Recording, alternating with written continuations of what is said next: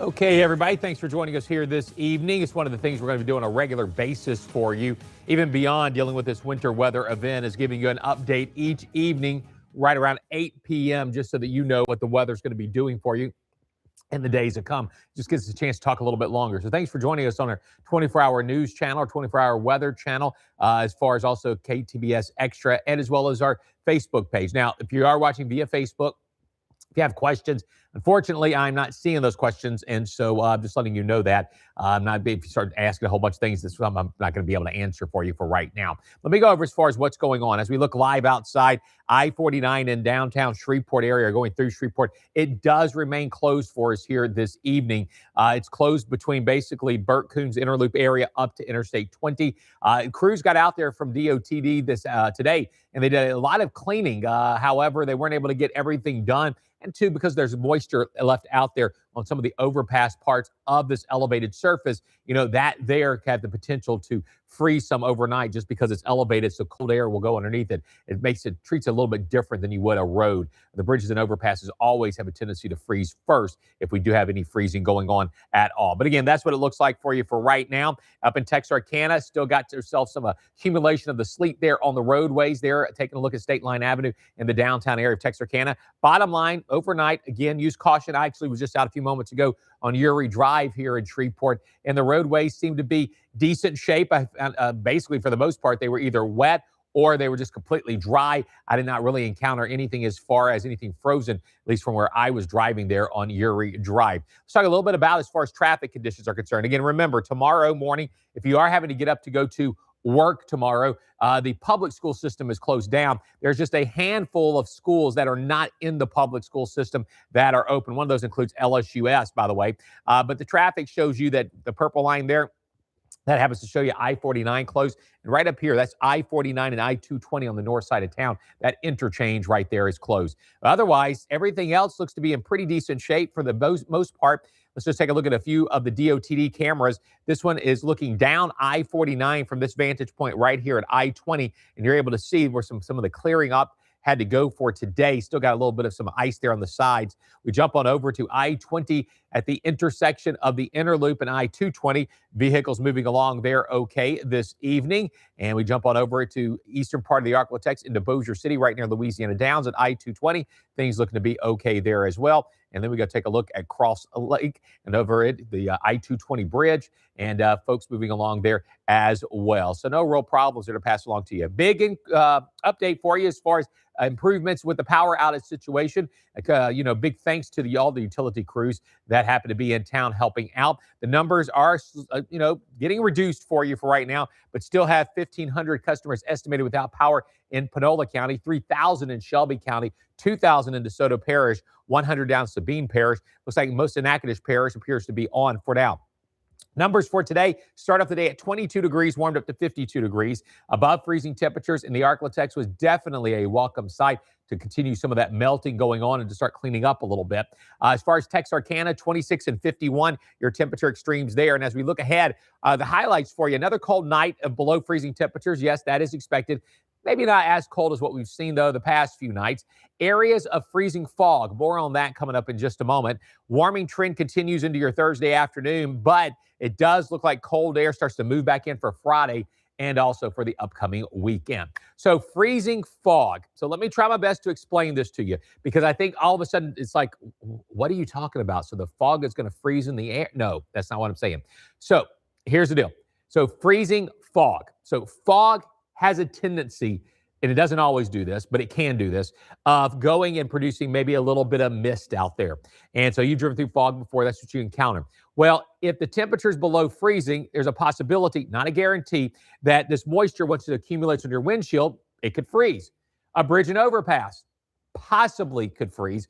And then also we have to watch for road surfaces. Now, in order of things that freeze, perhaps in your car, maybe on other elevated surfaces, the bridge perhaps, because cold air goes underneath it. The road, that's the iffy part. There's no guarantee that's going to happen. So when you hear some people say freezing fog, a layer of glaze everywhere, no, that's not necessarily the case. The possibilities are we could end up having some issues there in some places. So what do? You just, again, folks, tomorrow morning, meaning your Thursday morning, do it just like you've been doing all week long. You get up, you go out on these roadways, you look at them and see if it looks like there's been some moisture content on the roadway. Again, use your judgment to see if by chance it was something that froze. Now, again, the roads are very, very iffy. A bridge or overpass, you have a little bit of a better chance of that. But again, we're just talking about the possibilities of seeing that there. Let's hope that does not end up happening, though. Right now, as of this evening, just after 8 o'clock, no issues out there. Let's talk a little bit about temperatures. So we're above freezing still across the majority of the Arklatex. 36 Texarkana, below freezing though to Queen at 30, 36 in Idabel, 32 in Marshall, 34 degrees in Natchitoches, 33 degrees in Carthage, 35 degrees for you in Ruston. So the temperatures are down there. They look like they will be cooling off as we go overnight and then dipping down by the time we get to daybreak tomorrow morning.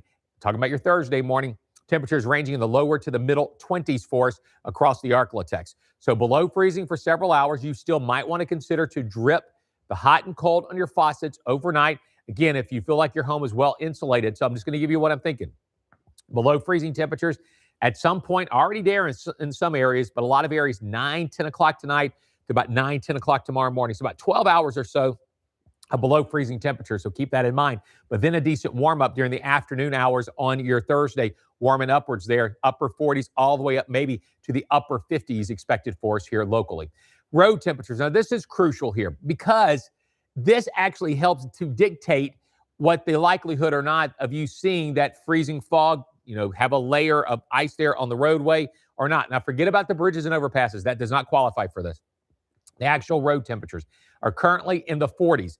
Road temperatures, typically speaking, are not going to be as cold as the air temperature is. Now, my forecast with the forecast models shows actually the roads themselves staying above freezing because what it's thinking is they accumulated enough heat through the day. Maybe it's trapped in there some. So it's trying to show me that a lot of the roads will probably see temperatures above freezing. So that's some good news as far as the freezing fog accumulation. But again, I do not want you to let your guard down. This might be off just by a few degrees, and just off by a few degrees changes everything with the temperatures. But this is what I'm hoping for, that we don't have anything too widespread. We'll have to watch the northern areas of the Arklatex. But again, bridges and overpasses will be the primary factor. But, some roads already, and they still have on it a lot of frozen as far as what's left over, the sleet and also the icy situation. We work our way through the day because of the sun heating up the ground even more so. Ground temperatures could get quite a bit higher, and that's actually going to help out the melting process overall. Let's talk a little bit about any other weather systems moving into our area. It does look like as we make our way on into late Thursday and Thursday night, another front moves in. Small chance for a little bit of moisture on Friday. Doesn't look like it's a frozen variety. Let's just say hypothetically it was. You can have snow, by the way, when temperatures are above freezing. I don't expect any problems. There's another little thing here on Friday night and into Saturday. Look at that cold air just starts to rush down. You can almost see it there in imagery.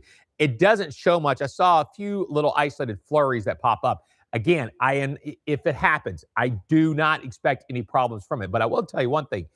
Temperatures are going to be cold as we make our way into the upcoming weekend. Teens are likely going to be returning. Some areas as early as Saturday morning, others on Sunday morning.